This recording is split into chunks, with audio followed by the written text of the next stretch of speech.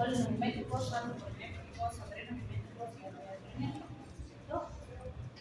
Ahora vamos a empezar en temas de histamina, serotonina y hormonas.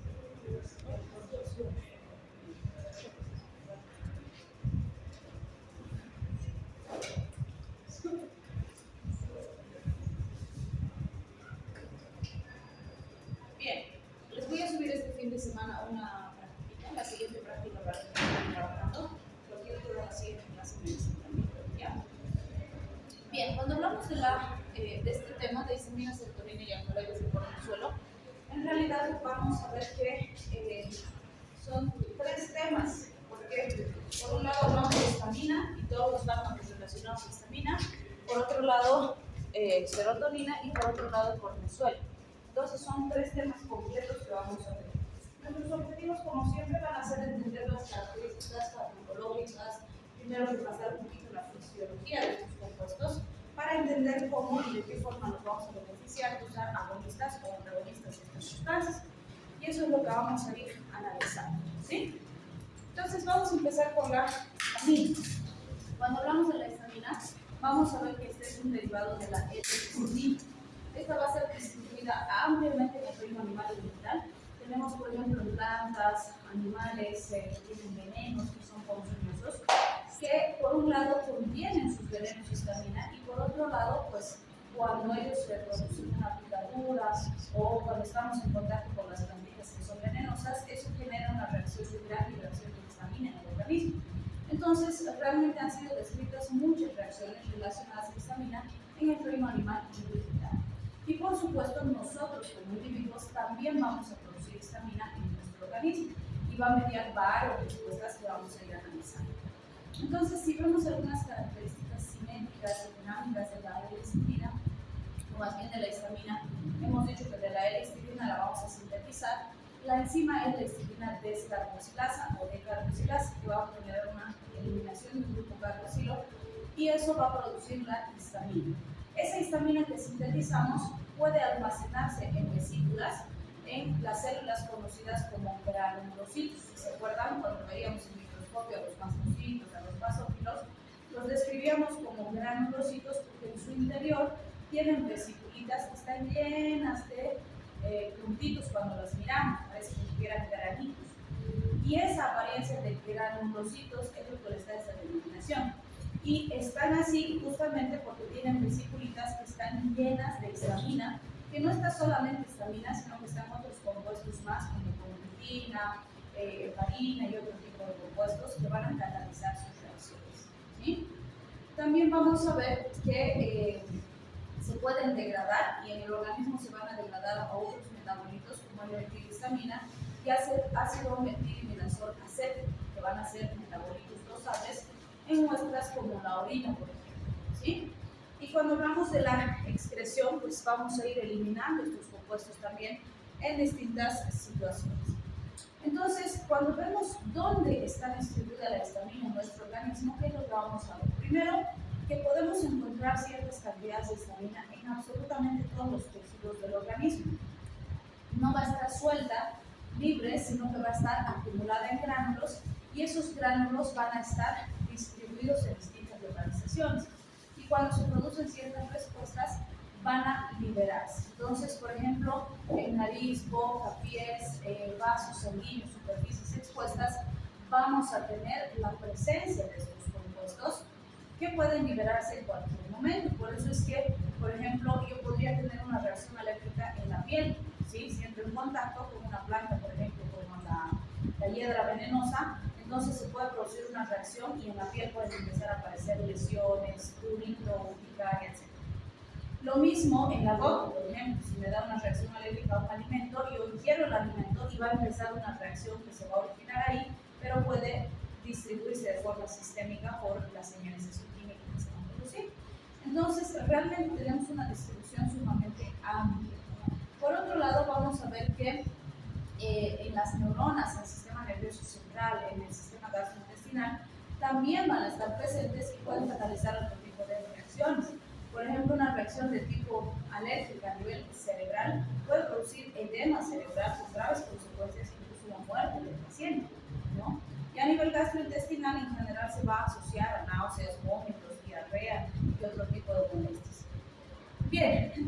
fíjense, los granulitos que decíamos, aparte de histamina, como ya lo hemos mencionado, pueden tener sulfato de colchicina, proteínas ácidas, heparina, entre otras. Cuando hablamos de la liberación de histamina,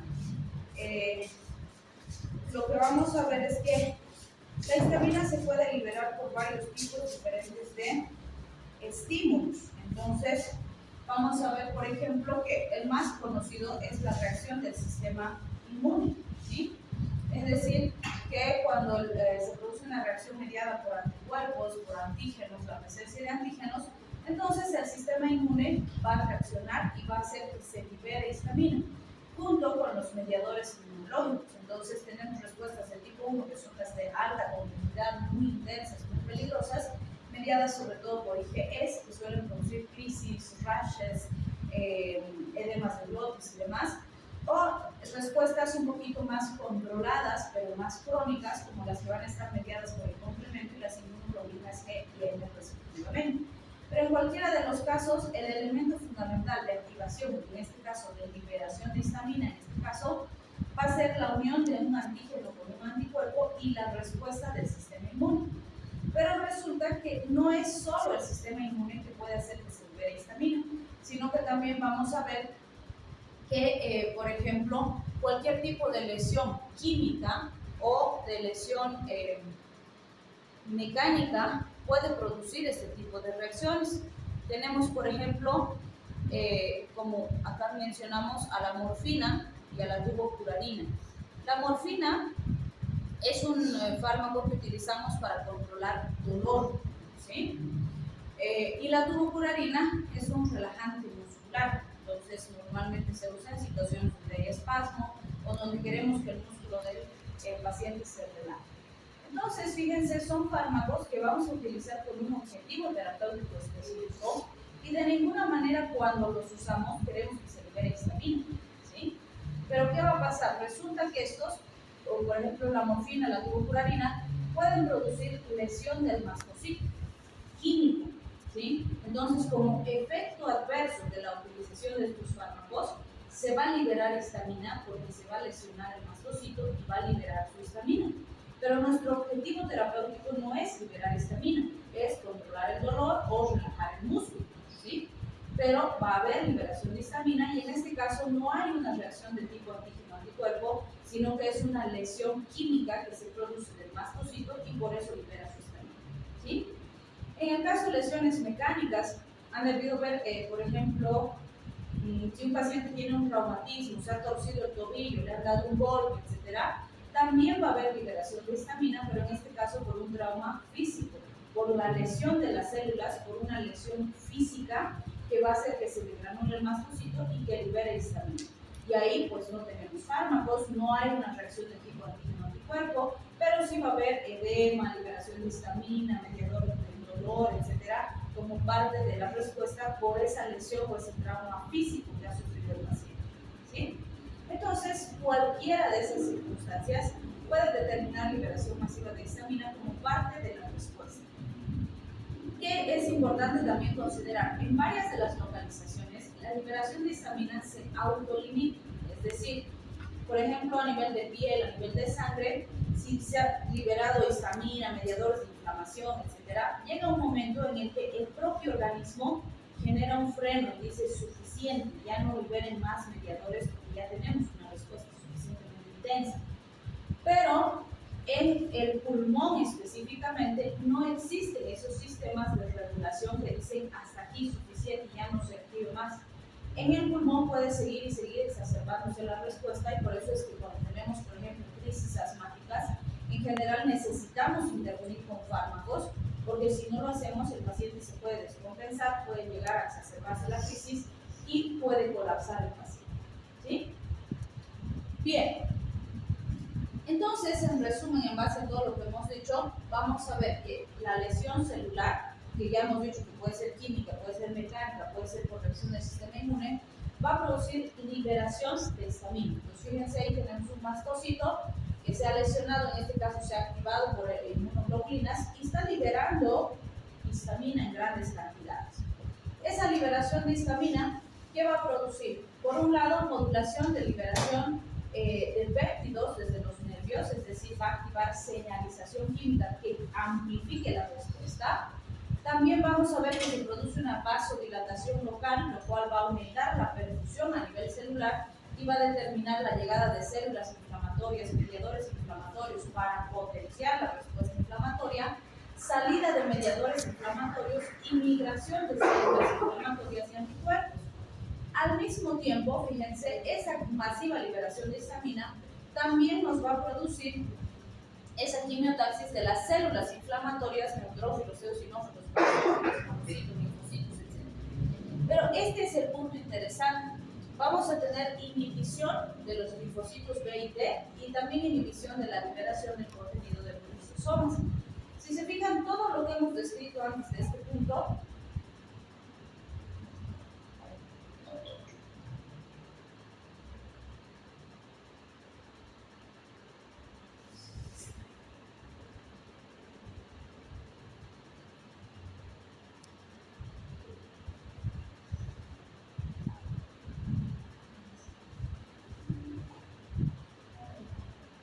Entonces, fíjense, todo lo que hemos descrito hasta antes de este punto son elementos que van a potenciar la respuesta inmune, que van a potenciar la respuesta inflamatoria y que van a amplificar la respuesta que estamos mencionando.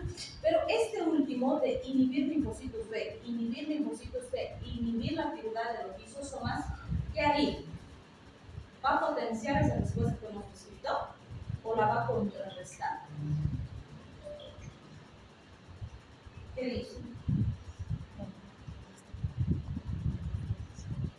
¿Qué haría?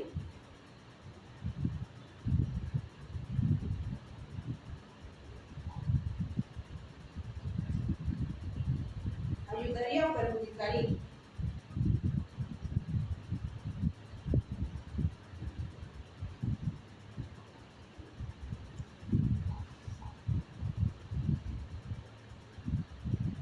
Iría a contrarrestar, ¿no es cierto? Entonces, fíjense, recuerden que ahorita les he mencionado que existen en ciertos lugares, como la piel, como otras localizaciones, que existen sistemas del propio organismo que van a limitar la respuesta.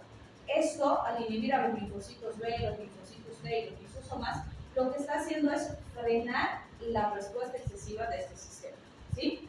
Entonces, en los lugares donde se produzca esta respuesta, lo que vamos a conseguir es disminuir el exceso de respuesta, ¿sí? Pero en otros lugares, como los pulmones, como decíamos, esto nunca se va a producir, ¿sí?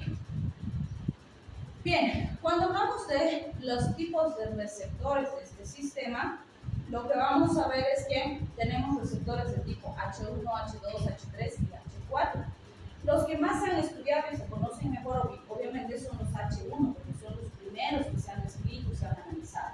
En segundo lugar, los H2, que también los conocemos bastante bien y que pues, su distribución determina que sean sumamente importantes, sobre todo en el sistema gastrointestinal, ¿sí?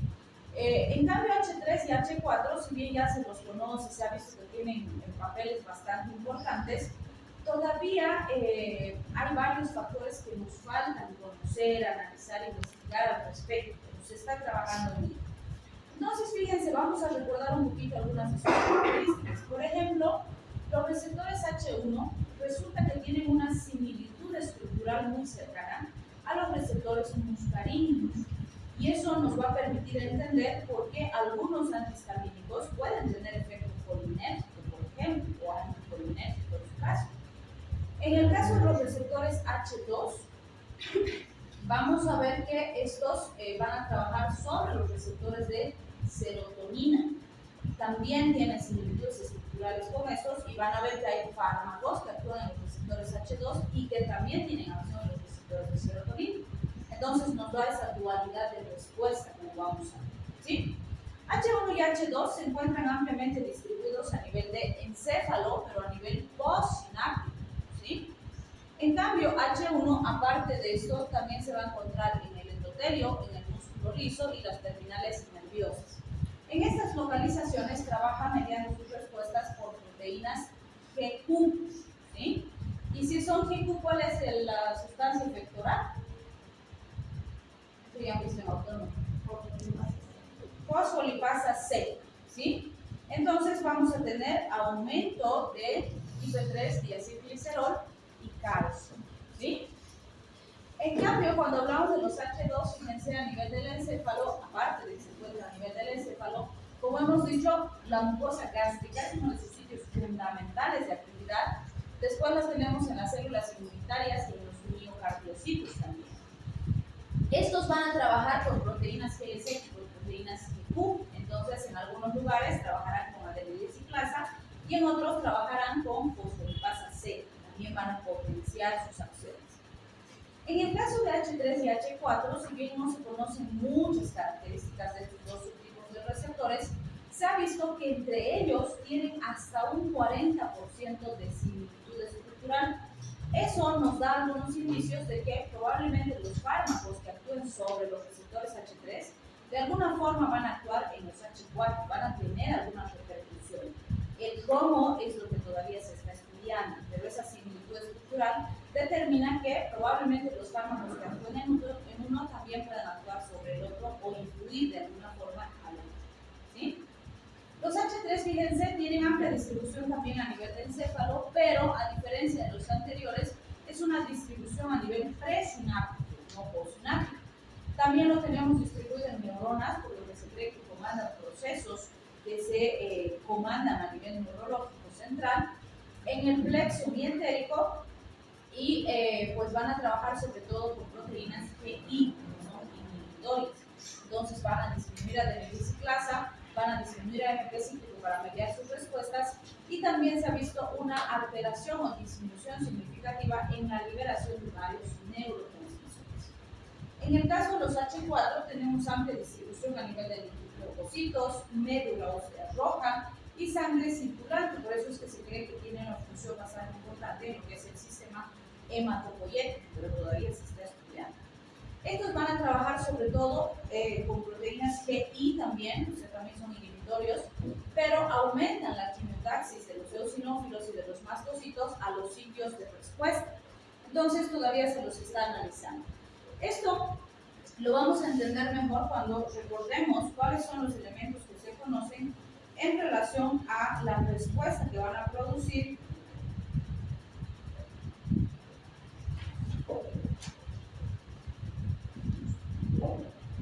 cuando hablamos de algunas características importantes de sus acciones. Por ejemplo, a nivel del sistema nervioso central, se ha visto que uno de los elementos que mayor grado de respuesta tiene son los H1, ¿sí? Entonces, cuando hablamos de los H1, en las terminales sensoriales, estos serían o estarían directamente relacionados con el dolor y el prurito y la sensación urticalizante que es característica o típica cuando hablamos de reacciones de tipo alérgica.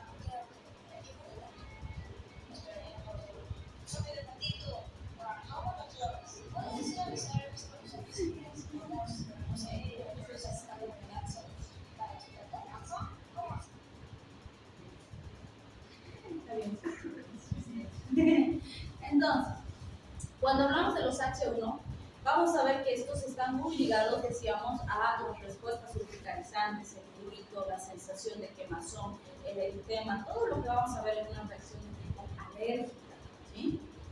Y pues también se ha visto en algunos estudios que podrían modular ciertas señales relacionadas con la respuesta inspiratoria y expiratoria. Esto todavía se está analizando para qué se podría utilizar o cuál podría ser el beneficio de afectar a este nivel, ¿sí? En el caso de los receptores H3 a nivel presináptico, vamos a ver que hay una disminución importante de la liberación de ciertas sustancias, por ejemplo, de acetilcolina, varios transmisores amínicos y peptídicos se pueden alterar de forma significativa. Entonces, se está estudiando para qué se podría utilizar también esa respuesta, pero como les decía, con H3 todavía nos falta bastante de analizar. Lo que más se conoce es H1 y H2. A nivel de la vasculatura, el efecto H1 está ligado con lo que conocemos de la histamina, es decir, la vasodilatación, tanto arteriolar como en los esfínteres precapilares, que nos va a producir obviamente esa vasodilatación, una disminución brusca de la resistencia vascular periférica con disminución de la presión arterial. Por eso nos dice baja la presión arterial, tanto sistólica como diastólica, porque nos va a producir una disminución de la resistencia vascular periférica, ¿sí? Cuando hablamos de los efectos adversos de la histamina, estos también van a estar ampliamente relacionados con esa vasodilatación. Por ejemplo, la aparición del edema va a ser secundaria a la vasodilatación que se va a producir cuando se libera esa histamina, ¿sí? Porque eso va a permitir las fugas de la microvasculatura, la llegada de mediadores inflamatorios, la llegada de células inflamatorias. También la hiperemia facial nos va a producir o se va a asociar a esa misma vasodilatación, de la misma forma la sensación de calor que presenta el paciente y por supuesto la cefalea, ¿sí? Entonces todos esos elementos estarían relacionados ampliamente a la acción H1 en la vasculatura. En corazón vamos a tener una disminución importante de la contractilidad auricular mediada por H1, pero fíjense, H2 va a producir estimulación cardíaca con un efecto reflejo, ¿vale? Es decir, H1 disminuye la contractilidad y H2 estimula. Pero cuando H2 estimula existe una respuesta refleja y obviamente lo que va a predominar va a ser un aumento de la frecuencia cardíaca con la contractilidad del corazón, un aumento de la contractilidad. ¿Qué es lo que vamos a ver? Por ejemplo, si yo produzco vasodilatación a nivel periférico y eso hace que se abran los vasitos, caiga la presión arterial, lo esperable en corazón es que se produzca una taquicardia refleja, ¿no es cierto? Entonces es muy común, sobre todo en las situaciones donde tenemos una introducción amplia de histamina, que el paciente presente hipotensión con taquicardia. Eso es sumamente frecuente y sumamente común, ¿sí? Que habitualmente no es lo esperable. Lo que esperamos es que si hay disminución de la presión arterial, el corazón también disminuye su función, ¿no es cierto? Y que baje el gasto cardíaco. Pero en este tipo de situaciones va a haber esa respuesta contraria, pero está relacionada a una respuesta compensatoria a nivel de corazón, ¿sí? Bien, en el músculo liso bronquial, ¿qué va a ocurrir? Sabemos que la respuesta mediada por histamina va a producir broncoconstricción. Normalmente cuando tenemos crisis asmáticas, cuadros respiratorios agudos, no es solamente la histamina la que va a producir la respuesta. O sea, va a haber histamina, pero van a haber muchos otros elementos más, como mediadores de la inflamación, células inflamatorias, etc.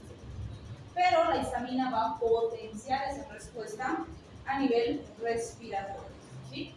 Cuando hablamos del músculo liso digestivo, vamos a ver que hay una contracción, un aumento del peristaltismo, un aumento de la producción de secreciones ácidas.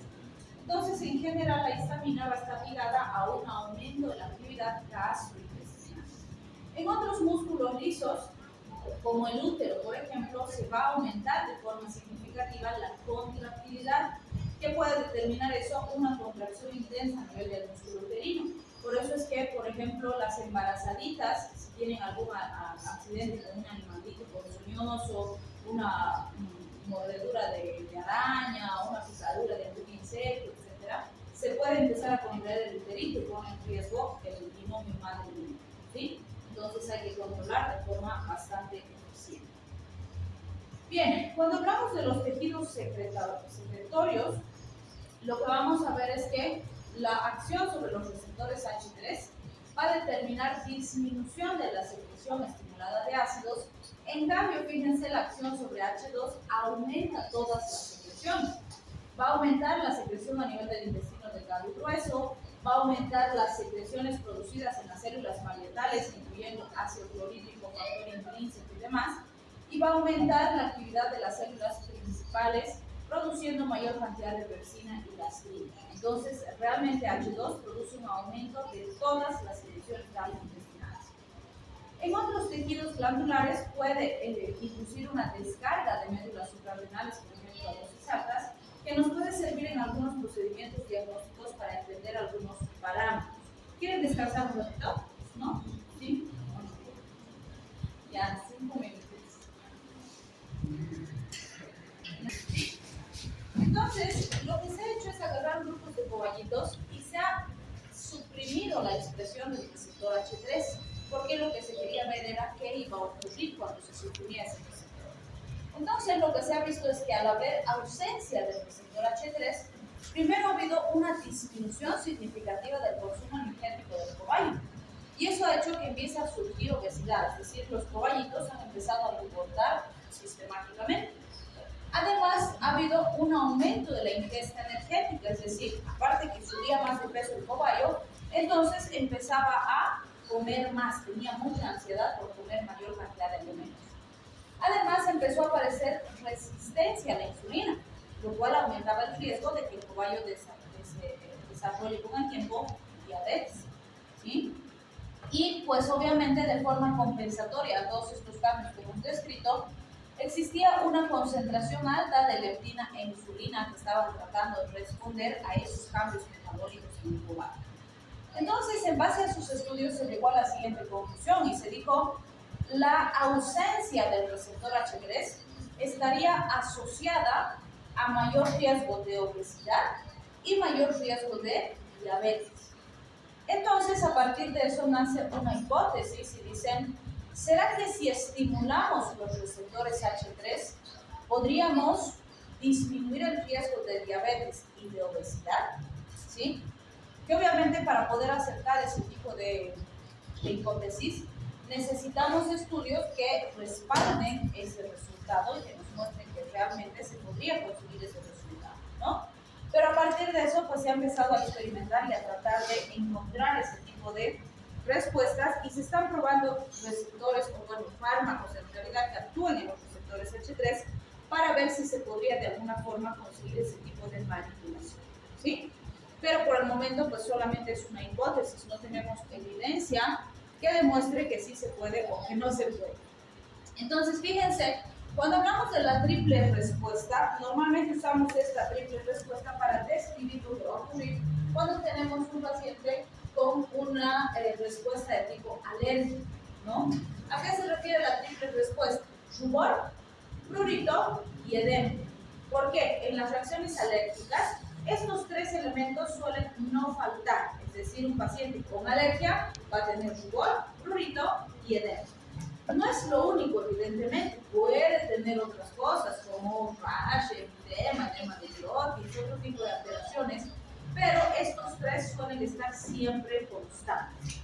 Entonces, la pregunta que les hago, porque fíjense, el rubor, el prurito y el edema están relacionados a dilatación, vasodilatación y un reflejo axónico importante. Entonces, estos elementos vamos a ver que nos van a producir todo eso en el paciente. La pregunta es, ¿toda esta respuesta le trae algún beneficio al paciente? ¿Le servirá para algo? No, no es cierto, no es de ninguna manera benéfico o deseable que el paciente tenga prurito, que le salgan ronchas, que esté todo inflamatoso, no es deseable de ninguna manera. Entonces, lo que vamos a ver es que el tratamiento farmacológico en general no va a buscar reproducir la triple respuesta, sino más bien contrarrestarla o evitarla, ¿sí?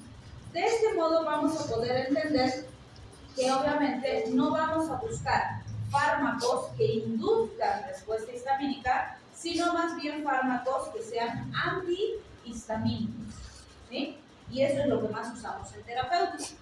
Lo que no determina que no tengamos agonistas de histamina. Sí tenemos, van a ver que hay situaciones en las que utilizamos. Entonces, fíjense, algunos agonistas que se han ido probando son los agonistas H2. ¿Qué haría un agonista H2? Se está probando 4-metilhistamina, betasol, impromidina como algunas alternativas, pero lo que conseguiríamos al estimular los receptores H2 en base al recuerdo fisiológico que hemos hecho, ¿qué sería? ¿Cuál sería el efecto de estimular los receptores H2? Considerando que su distribución principal es el sistema gastrointestinal. Y aumenta todas las secreciones. Y si estimulamos, va a aumentar más todavía. Muy bien, entonces fíjense, aumentaría el riesgo más bien de enfermedades por reflujo gastroesofágico, enfermedades ácido-pépticas, ¿sí? Entonces, estimular los H2 podría ser no tan benéfico para el paciente, ¿sí? ¿sí? En segundo lugar, betazola y promidina, que son agonistas H2, son antagonistas H3. Entonces, fíjense, aparte de estimular los H2, que va a producir aumento de secreciones y riesgo de enfermedad acidopéptica, bloquear los H3, ¿qué beneficio traería o cuál sería el resultado? Ahorita hemos visto en los cobayos.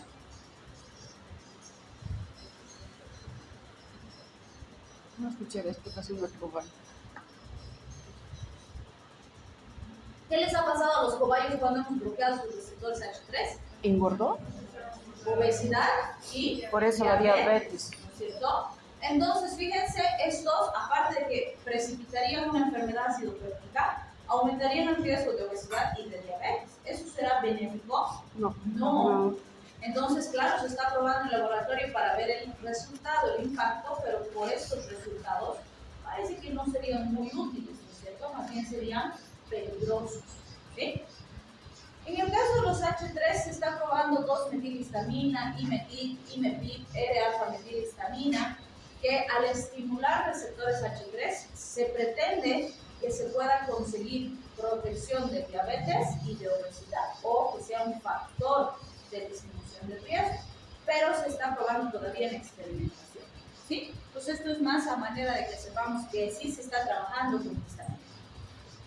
Estas son algunas situaciones en las que se ha visto que podríamos probar la histamina como, si quieren, una herramienta útil en algunos procedimientos. Por ejemplo, cuando quiero hacer pruebas de hiperreactividad bronquial, yo puedo usar pequeñas dosis de histamina para ver si ese paciente es hiperreactivo o no, ¿sí?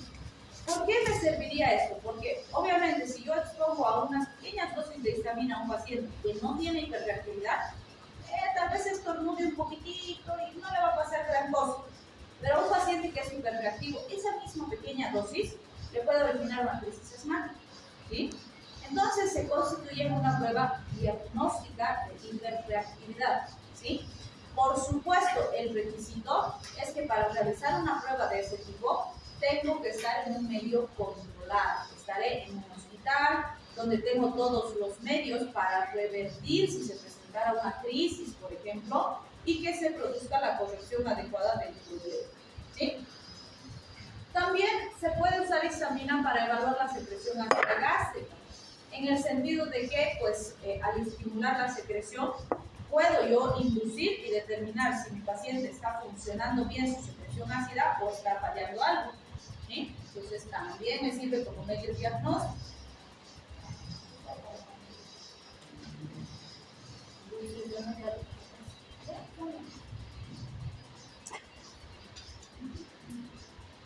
Entonces, también me puede ayudar en el feocromocitoma, por ejemplo. ¿Qué hemos dicho que era el feocromocitoma? ¿Se acuerdan?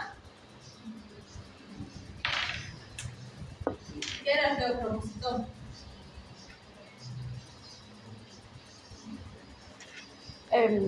Es la, la enfermedad de la médula de la suprarrenal. Un tumor De las a nivel de las catecolaminas. glándulas suprarrenales, ¿no es cierto? ¿Y por qué me servirían para detectar un feocromocitoma? Saber de qué me serviría. La histamina. Si estamos hablando de las catecolaminas. Porque hemos dicho que la histamina nos puede ayudar a estimular la secreción, ¿no?, de la producción de las glándulas suprarrenales. Entonces, si el paciente tiene feocromocitoma, con un poquito de histamina, ese feocromocitoma va a liberar masivamente catecolaminas. Entonces, también me puede ayudar al diagnóstico, ¿sí?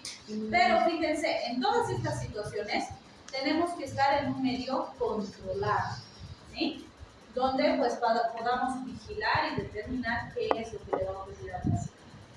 Muy bien, tenemos también, por ejemplo, que se ha descrito, o más bien gracias al consumo de pescados en estado de putrefacción, se ha podido describir con mucha precisión y con mucha exactitud lo que ocurre cuando un paciente se intoxica con histamina. ¿Por qué? Resulta que cuando los pescados entran en estado de putrefacción, como parte de su proceso de putrefacción, se empieza a acumular grandes concentraciones de histamina en su carne, ¿sí? Entonces se acumula mucha histamina. Entonces, si alguna persona consume ese pescado en estado de putrefacción, se intoxica con histamina. ¿Sí? Obviamente vamos a decir que ¿quién va a estar comiendo pescados podridos? ¿No es cierto? Pues no lo vamos a hacer de forma voluntaria. Pero si ustedes ven, por ejemplo, cuando llega Semana Santa y demás que se come mucho pescado, aquí no tenemos pescaditos frescos porque no tenemos lagunas, pues dentro de lo que es el cercado. Entonces los traen de afuera, ¿no? Traen congelado, entre comillas. Entonces, si no almacenan bien y demás, se les echa a perder. Y sabemos que nuestros comerciantes son terriblemente inescrupulosos. Entonces, para no perder, ¿qué hacen? Pues lavan con lavandina. Uno, que la lavandina ya es tóxica, ¿no? Dos, que claro, va a quedar pues blanquito el pescado, ¿no? Pero está podrido. Y hacen un montón de artimañas para camuflar esa putrefacción. Por ejemplo, cuando y esto no solo con los pescados, sino también con pollos y otro tipo de carnes magras, por ejemplo, les inyectan agua para que se infle más el tejido y no se vea arrugado, ya deteriorado. Incluso les han pillado en algunas inspecciones, porque dicen, no tienes que fijarte los ojitos, si los ojitos están muy hundidos, ese pescado ya no sirve, ¿sí? Le ponían los ojitos estos de los peluches de plástico que ponen, ¿sí? Para que parezca ojito normal. Entonces hacen barbaridades nuestros comerciantes por vender sus productos, ¿sí? Número 1, y ahí la gente se intoxica. Número 2, han habido intoxicaciones o brotes epidémicos de intoxicaciones alimenticias en las famosas ferias del pescado que tenemos en nuestro medio. Hacen, ¿no? Ferias y cocinan, entonces, en alguna de esas ferias, pues se le echaron a perder muchos pescados a la doñita, y la doñita, por no perder, lo que hizo, condimentó terriblemente el pescado, le puso mucha sal, muchos condimentos, todo, y los preparó así. Entonces, como el condimento impregnado estaba muy fuerte, el comensal que fue a comer no percibía que estaba podrido el pescado, y se intoxicaron un montón de personas, ¿sí? Entonces, en ese tipo de situaciones hemos podido describir qué es lo que va a ocurrir con el paciente cuando se intoxica con histamina. Y yo les digo, no es nada más que una exacerbación de todo lo que hemos descrito. Entonces, ¿qué le va a pasar al paciente? Se va a poner rugoroso, se va a poner súper rojo. Va a tener hipotensión, ¿por qué? La histamina, ¿qué va a hacer? Vasodilatación, ¡prum! Va a caer la presión arterial. Entonces va a estar hipotenso, se va a sentir débil, mareado, etc. Le va a doler la cabeza. ¿Por qué tendrá dolor de cabeza el paciente? Bueno, por un lado porque disminuye bruscamente la presión, pero por otro lado la vasodilatación a nivel cerebral también va a producir una cefalea intensa, ¿sí? Taquicardia, ¿por qué tendrá taquicardia? Ya lo hemos descrito. Es compensatoria por esa disminución brusca de la presión arterial. Recuerden, hemos dicho, va a ser paradójico, ¿no? Está hipotenso, pero está taquicardia, ¿sí? Urticaria, por la histamina, ¿no? Entonces todo su cuerpo le va a picar terriblemente. Broncoconstricción, lo cual puede poner en riesgo la vida del paciente. Y malestar gastrointestinal, porque hemos dicho va a aumentar las secreciones y peristaltismo, entonces puede tener náuseas, vómitos, diarrea, va a tener una descompensación completa a nivel gastrointestinal. Entonces, si se fijan, es una exacerbación de todo lo que hemos dicho que hace la histamina, ¿cierto? ¿Sí? ¿Y directamente sería adrenalina? En general no vas a tener edema de glóbulos, entonces te sirve un corticoide y antihistamínico, por supuesto, juntos, y controlar o hacer un soporte general mientras le vas dando el antihistamínico hasta que se vaya eliminando la histamina. Entonces, por ejemplo, si está con náuseas, vómitos, diarrea, seguro que se va a deshidratar, entonces le pasamos soluciones, restituimos electrolitos y vamos controlando la respuesta a la histamina, ¿sí? Obviamente, si ves que tiene un compromiso respiratorio muy intenso y que el paciente se está queriendo ahogar, sí, ahí metes adrenalina y luego mantienes corticoides y antihistamínicos, ¿sí? Entonces, siempre depende de cómo está tu paciente. Bien, ¿cuándo estarían contraindicados estos fármacos? Cuando tenemos asma, cuando tenemos neumonías. Pueden aparecer ronchas así grandes, pueden aparecer como mareas rojas, así, pero chiquititos, pero así diseminados en todos, depende del paciente, ¿sí? Pero en general, en la mayoría les aparecen pero ronchas así bastante amplosas, pero en todo el cuerpo. Y tienen una base eritematosa, es decir, se pone rojo, pero también hay bronquios elevados, ¿sí? En otros, como te digo, parece alfombrilla, como le dicen, donde hay granitos bien chiquititos, pero diseminando así todo el cuerpito del paciente. Entonces, varía. En ambos casos es una reacción por la presencia de histamina de forma masiva, ¿sí? Bien. Como decíamos, va a estar contraindicado usar histamina en pacientes con asma, con encefalopatías activas o hemorragias digestivas, que pues es lógico, ¿no? Porque cualquiera de estas condiciones se puede exacerbar, puede empeorar, se puede complicar con todo lo que estamos describiendo, ¿sí? Bien, cuando hablamos de los antagonistas de histamina, entonces, estos son los fármacos que nos interesan, son los fármacos antihistamínicos. Como decíamos ahorita, tenemos antihistamínicos que actúan en receptores, esos son los clásicos, entonces van a bloquear los receptores de histamina, H1, H2, H3, H4. Tenemos inhibidores de la liberación, es decir, tenemos fármacos que lo que hacen es evitar que se libere histamina. Por ejemplo, ahí tenemos el promolin, el metoclonil, que se les conoce también como inhibidores de la degranulación de los mastocitos, es decir, evitan que el mastocito libere histamina, ¿sí? La pregunta será, ¿estos inhibidores de la degranulación del mastocito me servirán en esa intoxicación por histamina que acabamos de describir? ¿Por qué no?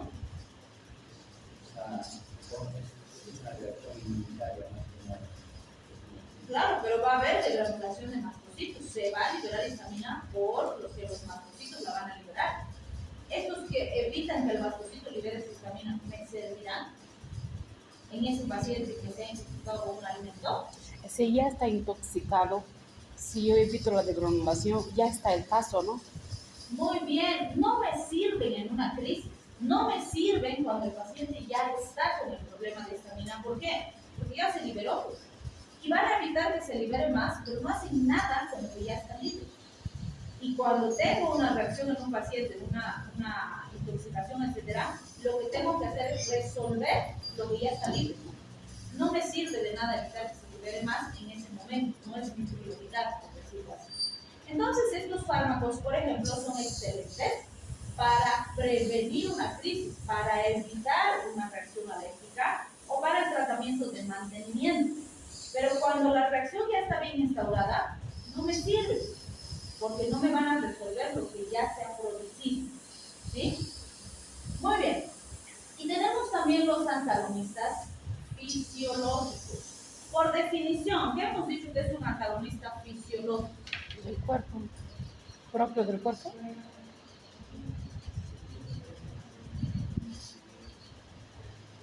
¿Qué sería un antagonista fisiológico? Defina.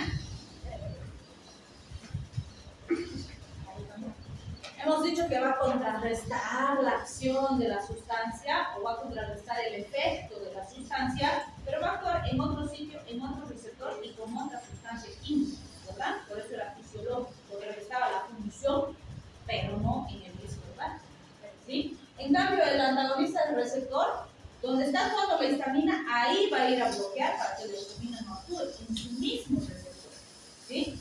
En cambio, este no. Y ahí por eso mencionamos como ejemplo la adrenalina. Por ejemplo, este es mi paciente que hemos dicho que está intoxicado con histamina, está con broncoespasmo, ¿sí? ¿Por qué tiene broncoconstricción? Porque la histamina está produciendo acción en su receptor y está generando broncoespasmo. Si yo le doy adrenalina, ¿la adrenalina va a ir a actuar en el receptor de histamina? No. ¿Va a ir a hacer algo con la histamina? Tampoco. ¿Qué va a hacer la adrenalina? Va a ir a actuar en el receptor beta en el pulmón y me va a producir broncodilatación. ¿Qué estoy contrarrestando? El efecto. Pero estoy usando una sustancia química diferente en un sitio diferente. ¿Sí? Entonces recuerden que estamos aplicando los conceptos básicos que ya hemos visto en nuestros temas anteriores. ¿Sí?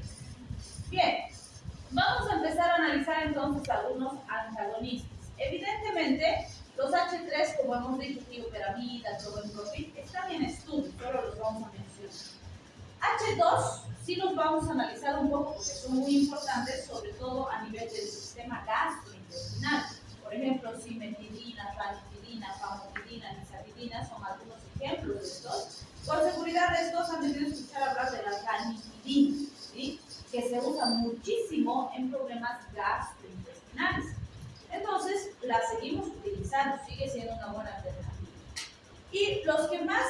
estudiado, como les decía al principio, y por eso es que tenemos un arsenal gigante de fármacos, son los antagonistas H1. Cuando hablamos de los antagonistas H1, tenemos los de primera y segunda generación. ¿Qué es lo que hacen estos? Van a unirse a los receptores H1 y los van a bloquear. Por lo tanto, van a evitar la acción de la histamina en esos receptores. Y fíjense, en los de primera generación, que son los que más se han estudiado, tenemos varias familias. Tenemos las etanolaminas, ¿sí? ¿Quién tira baño va a revisar o no? ¿Ya? Tenemos las etanolaminas, que son pues, derivados de las etanolaminas, donde está la difenidramina, difenidinato, doxilamina, carbaminoxamina, etc. De estas, ¿cuál es la que tienen que acordarse? Difenidramina, porque esa nos va a servir mucho en hospital, ¿sí? De los derivados de piperacina tenemos hidroxicina, citricina, mitricina, que son útiles, pero no los usamos mucho en nuestro medio. De los derivados de las fenotiacinas tenemos la prometacina, que van a ver que el siguiente caso clínico que les voy a subir al Teams, pues maneja prometacina, que la van a conocer bien.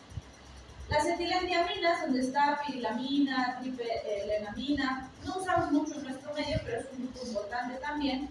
Alquilamina, este grupo es muy importante. Ahí está la clorfeniramina, ¿sí? Bromfeniramina. La clorfeniramina sí la tienen que conocer porque es uno de los antihistamínicos que más usamos, ¿sí? Y la clorfeniramina, pues en pandemia, por ejemplo, hemos usado bastante. Muchos de los antigripales que tenemos tienen clorfeniramina. Entonces es un antihistamínico muy utilizado, ¿sí?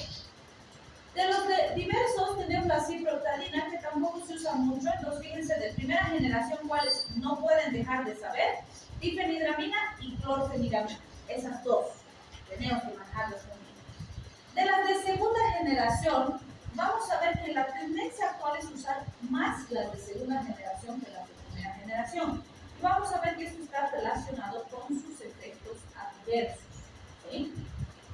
Entonces tenemos los derivados de piperidinas, como las fexofenadinas, que sí se usan bastante, pero los que más se usan, diríamos, son los diversos, los últimos que han salido. Ahí tenemos a la cetiricina, a la loratadina, a la dexloratadina, a la levocetiricina, o sea, las últimas que han salido. Y de estas, pues no pueden dejar de conocer por lo menos la cetiricina y la loratadina, dexloratadina, porque son las que más se usan. Entonces, tres son las que vamos a ver sus dosis: difenidramina, clorfeniramina y cetiricina. Si saben estas, se van a poder defender bien con antihistamínicos en sus dosis, ¿sí? No van a estar perdidos, por decirlo así. Entonces, fíjense, de primera generación hemos dicho difenidramina y clorfeniramina. ¿Cuánto se usa de la difenidramina? Por vía oral de 25 a 50 miligramos. Se puede darle de 3 a 4 veces al día, o PRN, es decir, solo por razón necesaria. En el caso de la clorfeniramina, 4 miligramos por vía oral, también 4 a 6, cada 4 a 6 horas. Entonces diríamos cada, de 6 a cada 6 horas o cada 4 horas, como tenemos ahí, ¿no? O también PRN, como decíamos, es decir, todas estas puedo dar solo PRN al paciente, pero cuando tenemos cuadros relacionados a histamina, la recomendación es que siempre le demos en horario por lo menos una semana, porque los alérgenos y los factores que han desencadenado la respuesta pueden persistir en el organismo del paciente y la respuesta va a seguir apareciendo. Dentro de los diversos, fíjense, la cetiricina se usa de 5 a 10 miligramos cada 24 horas. En los adultos la dosis habitual es 10 miligramos, ¿sí? Es lo común. Y en los niños 0.25 miligramos por kilogramo día, también le puedo dar cada 12 o cada 24. En general estos tienen duración más larga, entonces puedo darle en periodos más largos de tiempo. Pero dependiendo de la respuesta del paciente, voy a ver cómo le doy. También puedo asociar fármacos con el objetivo de potenciar la respuesta. ¿Qué debemos recordar cuando hablamos de estos fármacos? Que como son antihistamínicos, lo que van a hacer es competir con la histamina por el sitio de acción, ¿sí? Entonces, siempre les decimos ahí, si el agente causal persiste, la respuesta va a volver, por mucho que le esté dando el mejor fármaco que tenga, ¿sí? Porque el fármaco va a ir a pelear con la histamina por el sitio de acción. Entonces, por decir, digamos que mi paciente ha hecho una reacción alérgica a sus aretitos, ¿sí? antihistamínico, pero sigue usando sus aretitos, le va a seguir dando reacción, pues, o sea, el fármaco va a disminuir, va a pasar el efecto del fármaco y otra vez va a haber reacción, porque mientras el aretito esté ahí, la histamina se va a seguir liberando, ¿sí? Y si yo tengo histamina, el fármaco está viniendo a competir con esta histamina, y como el agente causal sigue, la histamina sube, le va a ganar al fármaco, ¿sí? Entonces, es muy importante tratar de identificar el factor causal, que muchas veces es difícil. O sea, el paciente ha venido con su urticaria, está cosito, con ronchas, etcétera, y no sabemos a qué ha reaccionado. Podría ser algo de su ropa, podría ser alguna cosita que usa, una manillita, un collarcito, alguna cosa, un cinturón, por ejemplo, ¿sí? Podría ser algún alimento que ha ingerido en la casa, que pueden ser quesos, cítricos, lácteos, gaseosa, chocolate, menta, té, o sea, cualquier cosa que ha comido, ¿sí? Podría ser algo del ambiente, qué sé yo, tiene mascotitas, el pelito de los perritos, de los gatitos, o los ácaros que crecen en los pelitos, o los ácaros del polvo que están en las sabanillas, en las frazaditas que hay en la casa, o en la casa hay alfombritas, o en la casa hay alguna planta que libera polen en esta época, o sea, cualquiera de esas cosas podría reproducir la reacción. El problema va a ser que logremos identificar qué ha sido. En la gran mayoría de las situaciones no vamos a poder identificar. Entonces, ¿qué vamos a hacer? Dieta blanca absoluta, quitamos té, café, leche, chocolate, menta, quitamos gaseosas, quitamos condimentos, todo, lácteos, quesos, etc. Dieta blanca por lo menos 2 semanas y luego vamos a ir introduciendo poco a poco de nuevo los alimentos. ¿Sí? Ropa. Solo algodón, nada de lana, nada de felpa, nada de cosas que tengan pelo. En la casa lo mismo, todo lo que son alfombras, frazadas, etcétera, tiene que ser tela. Si hay peluches, o hay que lavarlos a todos sistemáticamente, por lo menos una vez por semana. O había un papá, por ejemplo, que un chiquito amaba su peluche de osito. Entonces, ya, a los otros los hicieron desaparecer, pero ese no se lo podían quitar. Pues, ¿qué hacía el papá? Todos los días llegaba y lo ponía 2 horas al congelador al uso. ¿Por qué? Porque el frío mataba ácaros, todo, ¿no? Y luego ya, le daban al chico para que tratara su osito. Y todas las semanas bañaban al oso. No había de otro, ¿sí? Porque podía ser el agente causal.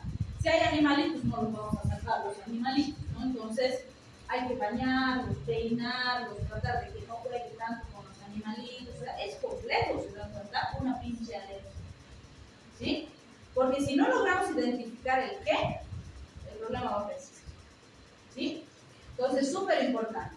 Bien, cuando hablamos entonces de las aminas, o de más bien los antihistamínicos, todos son derivados de aminas, pero tienen grupos químicos adheridos diferentes, y eso es lo que ha permitido tener tantos grupos farmacológicos diferentes. En general, todos se absorben muy bien por vía oral, y sus concentraciones plasmáticas en 1 o 2 horas ya tenemos la máxima concentración, pero como hemos dicho, van a competir con el receptor, por el receptor más bien con la histamina. Entonces, si sigue habiendo histamina, va a fracasar la terapia si no logro que se libere menos histamina, ¿sí? ¿Cuál es la diferencia entre las de primera y segunda generación? Como les decía, la tendencia es usar las de segunda generación. La diferencia fundamental es que los de primera generación tienen una altísima penetración al sistema nervioso central, es decir, pasan muy fácil la barrera hematoencefálica y se concentran en el cerebro. ¿Qué propiedad les da eso? Como hemos dicho que los receptores H1 tienen similitud estructural muy cercana a los receptores muscarínicos, entonces al pasar la barrera hematoencefálica producen un efecto de sedación, formación en los receptores muscarínicos, ¿sí? Entonces, ¿qué le va a pasar al paciente que toma su antihistamínico si es H1 de primera generación?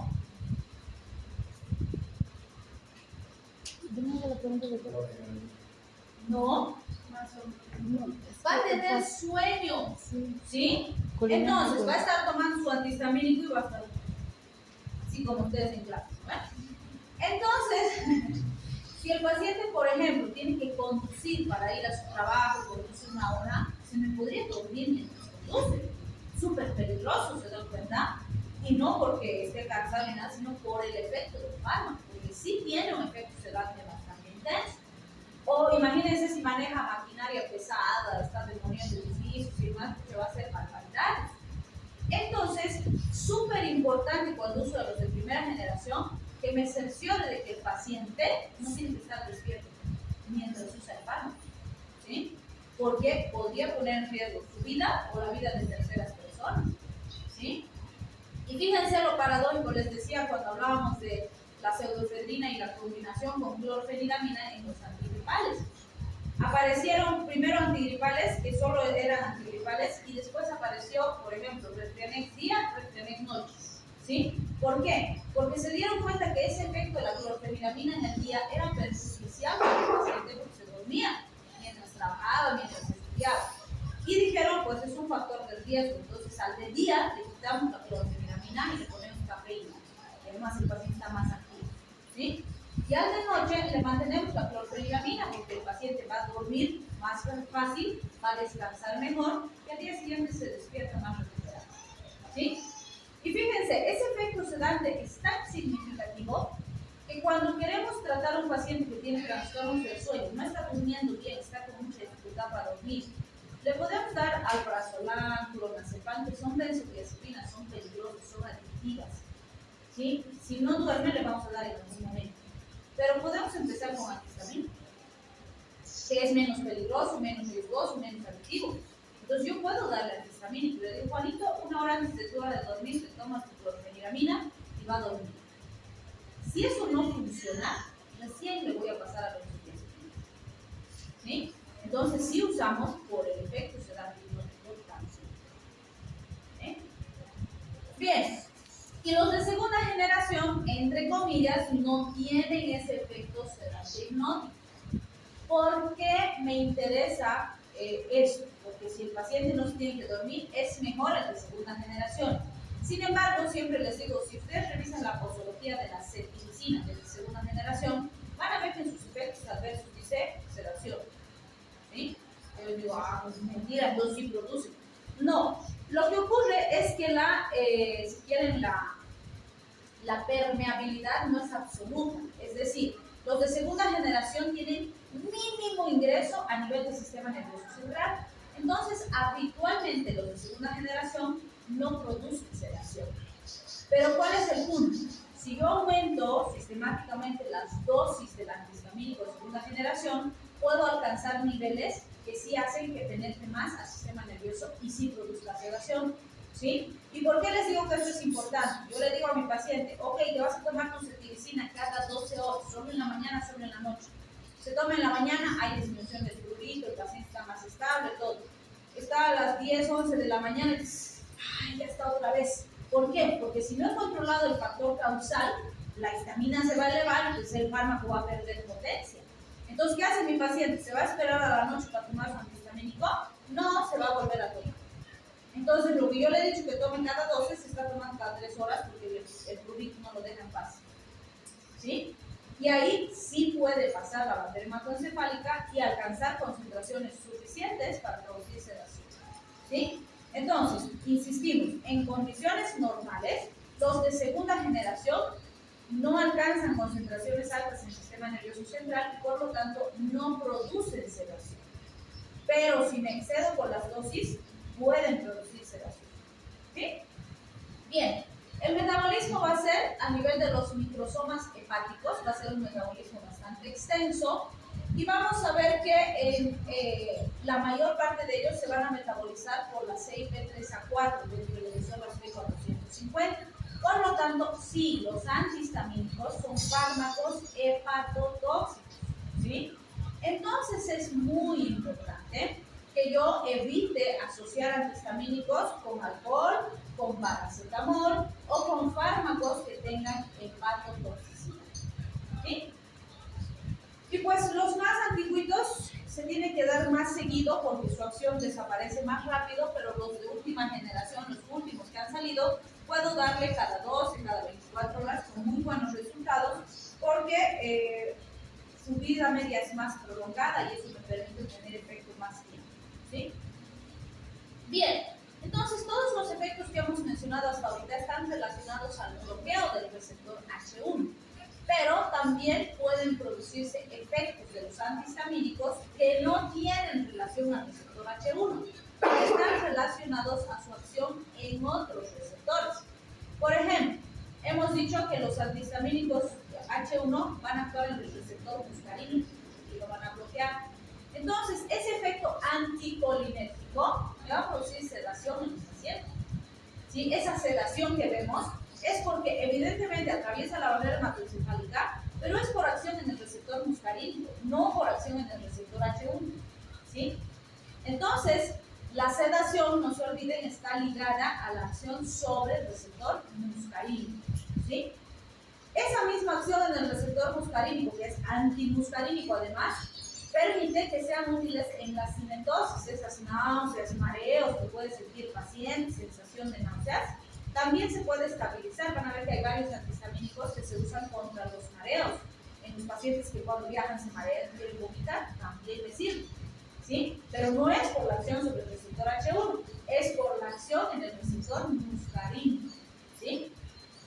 El efecto antiparkinsoniano también se ha demostrado que pueden disminuir síntomas agudos, sobre todo los causados por los antipsicóticos en los pacientes con Parkinson. Otra vez, ese efecto antiparkinsoniano, como hemos visto, se acuerdan de los anticolinérgicos, que se podían usar como coadyuvantes en el paciente con Parkinson, estos van a tener ese efecto por su efecto antimuscarínico, son anticolinérgicos. ¿Sí? Entonces, fíjense, todo esto que hemos descrito está ligado a su acción anticolinérgica. Y eso hace que, por ejemplo, la difenhidramina, por eso les decía que tenemos que manejar bien la difenhidramina, se pueda utilizar en pacientes intoxicados con carbamatos y organofosforados. Como decíamos, el paciente que sea intoxicado por carbamato o organofosforado va a tener síndrome colinérgico. ¿Sí? ¿Y qué le damos de antídoto? Atropina. Pero esa atropina que le damos es un fármaco peligroso de uso hospitalario. Y puede ser que le estoy dando atropina al paciente, ya está más estable, pero todavía está con síntomas, pero me dice, voy a pedir mi alta 2 porque ya no puedo pagar la cuenta del hospital. Entonces todavía no se debería ir, pero va a solicitar su alta porque ya no puede pagar. ¿Sí? Y no lo puedo obligar a quedarse, le voy a explicar los riesgos, me va a firmar su historia clínica diciendo que él sabe los riesgos y que a pesar de eso se quiere ir, y se va a ir, no lo puedo obligar a quedarse. Y no le puedo dar atropina para que reciba en casa, porque es muy peligroso. Pero sí le puedo dar difenhidramina, que al bloquear los receptores muscarínicos en el paciente, me va a ir controlando los síntomas y es mucho más seguro que mandar por una atropina a su casa. ¿Sí? Entonces, vean, también me sirven en esas situaciones por ese efecto antimuscarínico. Estos fármacos también van a producir un bloqueo alfa-adrenérgico. ¿Sí? Cuando hablamos del bloqueo alfa-adrenérgico, vamos a ver que si bloqueo la acción sobre los receptores alfa, ¿qué va a pasar? Le estoy quitando el reflejo de vasoconstricción que produce el simpático. Está bloqueado el alfa. Entonces, ¿qué le pasa al paciente? Hay vasodilatación. Si cambia de postura, hemos dicho que la hipotensión ortostática es que cuando cambia de posición, baja mi presión arterial. ¿Sí? ¿Por qué? Porque no hay esa respuesta simpática fisiológica que debería haber, porque este fármaco bloquea los receptores alfa. Entonces, un paciente que por decirles está tomando prometacina por un cuadro alérgico, si cambia de forma brusca de posición, se puede desmayar. ¿Por qué? Porque la acción sobre el receptor alfa va a evitar que su respuesta fisiológica al cambio postural se active y se puede desmayar el paciente. Pero fíjense, esa hipotensión no tiene nada que ver con el efecto sobre el receptor de histamina, está relacionado al efecto sobre el receptor alfa. ¿Sí? El bloqueo de serotonina, tenemos la ciproheptadina, que puede producir bloqueo serotoninérgico, y la siguiente clase vamos a ver qué pasa cuando bloqueo los receptores de serotonina, y eso podría pasar con el paciente. ¿Sí? Aunque no suele ser muy significativo.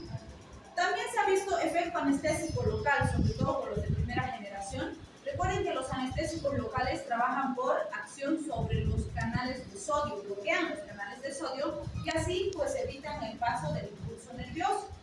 Con la difenhidramina y la prometacina se ha visto que podría haber bloqueo de canales de sodio, pero en dosis más altas de las que habitualmente usamos.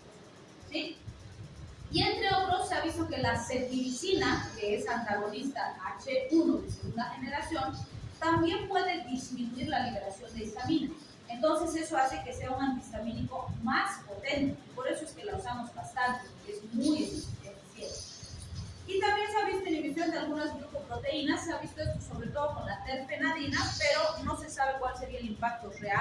ese efecto. Y ya, vamos a quedar aquí. Quiero avanzar un poquito más. Vamos a ver los antagonistas H2 la siguiente. Lo que les voy a pedir es que piensen, no necesitan hacer nada, porque sí les voy a subir práctica, ¿no? Esa sí la tienen que utilizar. Pero aquí vayan pensando, ¿cuándo usamos ranitidina en los pacientes? ¿Para qué nos sirve? Porque eso nos va a ayudar a entender esto. ¿Esa es la práctica, doctora? No, la práctica es de prometacina. La práctica necesita que revisen autónomo y polinomial, pues podría ser. También aplica un poquito de antihistamínicos, por lo que hemos visto hoy día para tener más base. Bien. Entonces, vayan estudiando. A fin de este mes es nuestro parcial, ¿no? Ahorita ya tenemos 4 temas, estamos con el quinto.